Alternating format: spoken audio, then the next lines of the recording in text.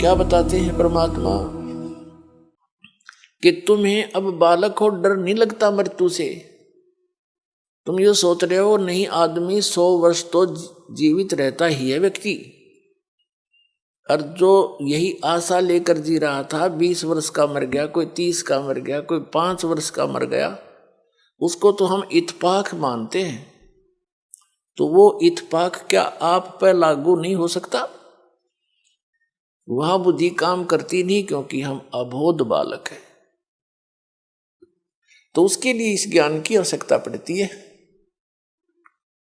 फिर आपकी रुचि न्यारी बनेगी समाज से,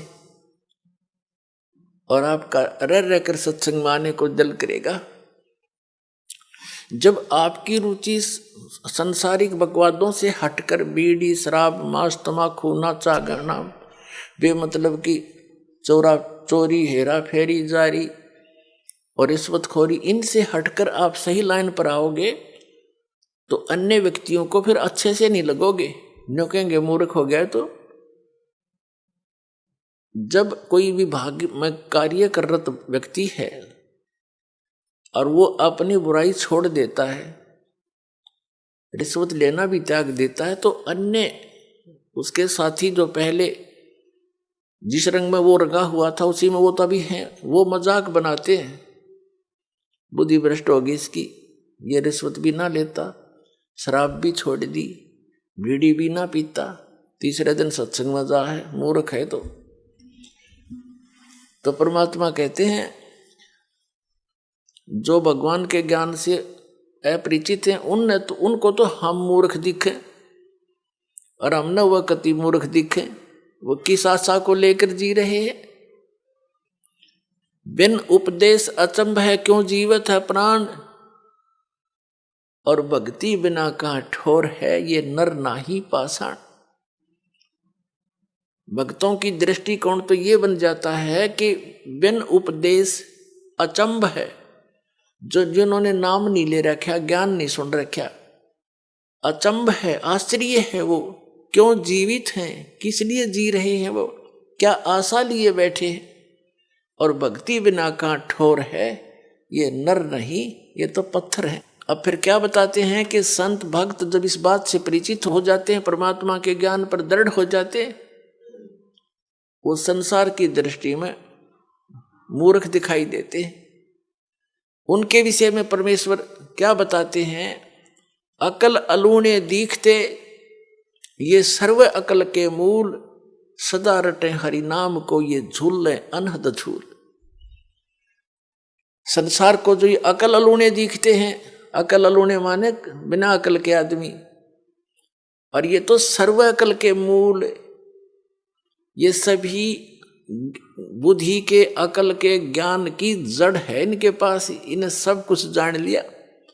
और लोग इसने अकल अलूणे के हैं, बिना अकल के सत्संग में जाते हैं, पैसा बर्बाद करते हैं, काम छोड़ देते हैं, हर दो सारा दिन वही घर पे रहते हैं, सारा कुछ, सारा जीवन उसी पर लगा देते हैं। एक झटका लगते ही 50,000 की हानि हो जाती है, कोई भैंस मर जाती है, फसल नष्ट हो जाती है, कोई बच्चा बीमार हो जाता है, वो गया सारा कमाया। और हम परमात्मा की शरण में आएंगे, ये घटनाएं बचेंगी हमारी, तो हमें तो लाभ हो यार, परमात्मा मिलेगा वो अलग से लाभ हमारे को। तो कहने का भाव ये है कि वो वहां पर रहते हैं और तो भी हानि हो जाती है, और परमात्मा की शरण में जो आते हैं, सच्चे दिल से चलते हैं, उनके वारे न्यारे होया करें। जब भक्ताएं कहानी होगी फिर भक्ति कौन करेगा? जरूरत नहीं फिर भक्ति की, आगे खड़ा पाओगा परमात्मा। बहुत से ऐसे प्रमाण हैं, लेकिन हम उनको थोड़ा सा अवॉइड ही कर लेते हैं कि ऐसा तो वैसे भी हो गया होगा, ऐसा हो गया होगा। एक भक्त बता रहा था जी, मैं उधर से तो सत्संग का समय आ गया, और खेत में सिंचाई भी करनी अनिवार्य थी, तो मैंने सोचा चल देखी जागी, बच्चों को कहा अभी देख लियो, टाइम मिले तो तुम अपना काम संभाल लेना। मैं यहां आ गया, सत्संग में आ गया, और जिस दिन मैं सत्संग में आया उसी दिन नहर से पानी लगाना था, वह नहर बंद होगी। किसी कारण से किताब ब्रीच होगी उसमें, जिस कारण से वह बंद होगी, कुछ भी कारण बना। चिंता तो सता रही थी कि पानी वार गया, उसका जमीन फसल खराब होगी। कोई बात नहीं, परमात्मा और देगा कि तय कहे, क्योंकि ज्ञान यहाँ आने से बहुत सांत्वना मिलती है इस आत्मा को जो सदा भटकती रहती है। सत्संग सुनकर 2-3 दिन वो गया, फिर वापस पता चला कि उस दिन नहर नहीं आई, पानी ही नहीं था। और 4 दिन के बाद फिर आ गई और उसी के वार में आ गई, वो फिर पड़ गया 4 दिन के बाद। तो ये चाहे इत्तेफाक हो, पर उसका दृढ़ पक्का विश्वास हो गया कि सचमुच भगवान जो चाहे सो कर दे। तो इस तरह की घटना हमारा गेल घटा करेंगी, क्योंकि भगवान ऐसा ही काम करता है। अपने जन के लिए कहते 100 सिद्धर मैं करूं अपने जन के काज, एक मेरे ऊपर विश्वास तो करके देखो। एक प्रमाण है कि एक संत परमात्मा कबीर जी का भक्त था और परिवार बड़ा हो गया, उसमें सेटिंग हुई नहीं उस समय, क्योंकि और लोग मानते नहीं थे। वो केरला हिमालय का बच्चा था, घर में भक्ति बन नहीं पा रही थी। उसने जाके एक एकांत स्थान पर वहां जल का देखकर व्यवस्था सी और वहां अपना झोपड़ी डाल ली। वहां से फल फूल लावे, तोड़ के खावे और अपना भक्ति करे, दिन रात साधना कर रहा था। एक दिन वो बीमार हो गया और उसने सिद्धांत सा बना रखा था कि पहले मैं मुंह धोऊं, हाथ पैर मुंह धो करके फिर अपना अन्य काम करूं, ऐसा नियम था उसका। जब तक वो हाथ पैर मुंह कुरला वगैरह ना कर लेता था तब तक उसने अपना नियम बना रखा था, बाकी जैसा भी। तो वो अन्य कार्य नहीं करता था, कुछ आहार भी नहीं करता था। वो एक बार बीमार हो गया, चलने में असमर्थ हो गया और उसको नीचे जाकर के, काफी नीचे, पहाड़ से नीचे उतरकर ऐसे ऐसे घूमकर तालाब में जाना पड़ता था। वहां हाथ पैर मुंह धोता था, स्नान करता था, प्रतिदिन का उसका कार्य था। उस दिन वो ऐसा नहीं कर पाया तो उसने बहुत चिंता बनी और कसक के साथ मालिक को याद किया, है परमात्मा, आज तक आपने इस दास को कभी भी ऐसे नहीं रहने दिया। आज मैं विवश हो गया और मैं हाथ पैर मुंह नहीं धो सकता, मैं कुछ खाऊं भी नहीं गा। ये सोचकर उसने दृढ़ निश्चय करके अपना लेट गया। 1 दिन बीता, 2 दिन बीता, 3 दिन, तीसरे दिन देखा परमात्मा ने कि शायद ये अट्ठी आदमी पर भगत सच्चा है। बाकी इस तरह की आंट लानी नहीं सी ये भगत ने। फिर भी क्या किया मालिक ने, इतनी वर्षा कर दी, इतना पानी बरसा दिया, कुछ ही समय में पूरी पृथ्वी पर जल हो गया। अब वहां जल तभी पहुंच सकता था जब पूरी पृथ्वी पर 200-300 फुट पानी खड़ा हो जाए। वो जहां उसकी झोंपड़ी थी पहाड़ के किनारे के ऊपर, वहां तक जल जब जा सके था उसके, और वो उठ के चल नहीं सकता। तो सब जगह भर दिया, कति फुल कर दिया, पानी उसकी झोंपड़ी के पास आकर किनारे पर डट गया, जिससे उसके हाथ जा सके। उसने देखा हो भगवान ने बड़ी दया करी, हाथ पैर मुंह धोया, कुछ खाया पिया।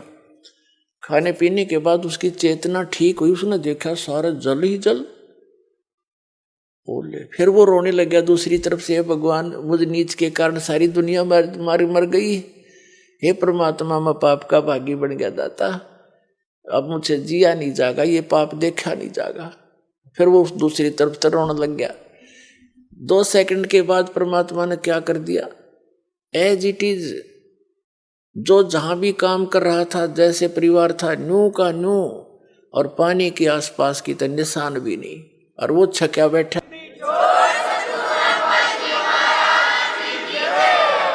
किसी को आभास भी नहीं होने दिया और उसका पेट भर दिया।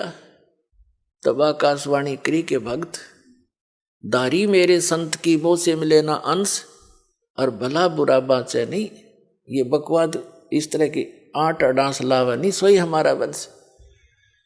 अब उसके माध्यम से अन्य को भी शिक्षा दी परमात्मा ने कि ठीक है, जो मेरा भक्त धारणा कर लेगा उसके लिए मैं कुछ भी कर सकता हूं, पर थोड़ा बहुत सोच समझ कर डिसीजन लेना चाहिए तुम्हें। तो क्या बताते हैं आदरणीय गरीबदास साहिब जी अपने कबीर परमात्मा के विषय में बताते हैं कि मौला थल से जल करे और जल से थल कर देत, और साहेब तेरी साहेबी अब श्याम कहूं सवेत। क्या बताते हैं कि वो मौला कबीर परमात्मा पूरी पृथ्वी पर 1 सेकंड में जल भर दे और दूसरी सेकंड में वैसा ही कर दे, उसी तरह जैसे जो जहां बैठा था एज इट इज पूरा समस्त परिवार सारा काम नो कर सकता है। वो परमात्मा इतना समर्थ है। फिर कहते हैं कि हे साहेब तेरी साहेबी, हे परमात्मा आपकी लीला को अब श्याम कहूं सवेत। श्याम तेनो का अगर काला काला धन यानी काला आदमी है यो भाई निकम्मा, और सवेत ने कहा साफ आत्मा का आदमी है। ते अब कहते हैं तुझे मैं बुरा कहूं कि अच्छा कहूं। कहते हैं मौला थल से जल करे और जल से फिर थल कर देत, फिर उसा कर दिया उसने सब कुछ मिटा दिया और फिर जो का त्यों बना दिया। नो कहे साहेब तेरी साहेबी, ये परमात्मा तेरी लीला ने इब काली कहूं सफेद, तने बुरा बताऊं का अच्छा। यानी ये परमात्मा वो समर्थ है कि तू गलत कर ही नहीं सकता। अगर तेरे पर कोई निश्चय करके रहता है तो 100 आपत्तियां आती दिखेंगी, ऐसे फेंक देगा ठाक है कि तो खोजी नहीं मिलेंगी।